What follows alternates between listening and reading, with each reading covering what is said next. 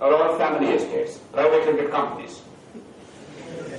Unashamed, absolutely unembarrassed about it.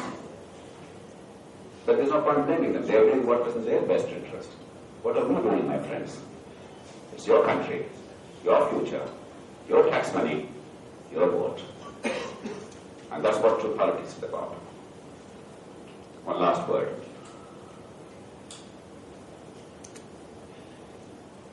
Change will come, inevitably. When status quo is unsustainable, change is inevitable. But what kind of change is shaped by what we do today? If we work for change of the kind that we need and we therefore seek it, then we'll build a world that we can be proud of, that can make us happy, collectively and individually.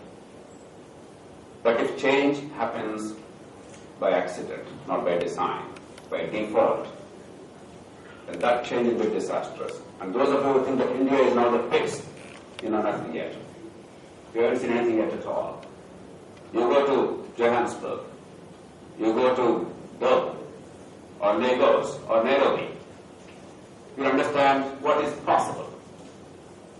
You understand how rotten this country and this society could get. Even now we have a lot to live for and celebrate. And we can make enormous improvement possible. If you wait for change by default, if you don't act in the interest of your future collectively, change will anyway happen like it happened in the Soviet Union. There was a story in those days. There was a long queue one day in front of a ration shop in the bitter, biting winter cold of Moscow city. They were waiting for a few crumbs of bread. It was a superpower, but there was no bread for children at home. They waited for 2 hours, still there was no bread in sight. One young man lost his temper and they said, "No, I'm sick and tired of this. I'll go and kill the General Secretary in Kremlin." So there was all kinds of fear. This young man left, stormed out in protest. The others still waited patiently. The young man came back after 2 hours. The others still did not get their bread. So they all gathered around him and asked, "What happened? Have you killed the General Secretary? Is there a riot in Kremlin? Can we not rob this store? We're waiting here. It's very cold. Children are hungry. We didn't get bread. Tell us what happened."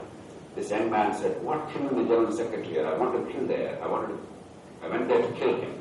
But there was a much longer queue waiting there." This story was told and retold in every household in the Soviet Union. They laughed about it, but they did not do anything about it. Change did not happen by design. Change came by default. And in 1991, in a few short weeks, a great nation was dismembered into 15 pieces. A civilization collapsed. An economy lay in ruins. Just now, a generation later, they are trying to pick up those threads, some of those pieces. Change will happen in this country. You cannot stop it. What kind of change is what you can determine. You work for a change by design. Harness your technology and resources. Make politics as an instrument and power as a means. Political activity as a mechanism. You will bring about the kind of change that will make this century yours. You wait for somebody to do something and hope that change will anyway happen. Change will take place, but by default, and we will pay a price which is unbelievable. And you are going to pay the price because we are the life in this country. And our time is passing. Your time is coming. What to make of your time lies in your hands today, not tomorrow. I wish you all the very best. Thank you very much.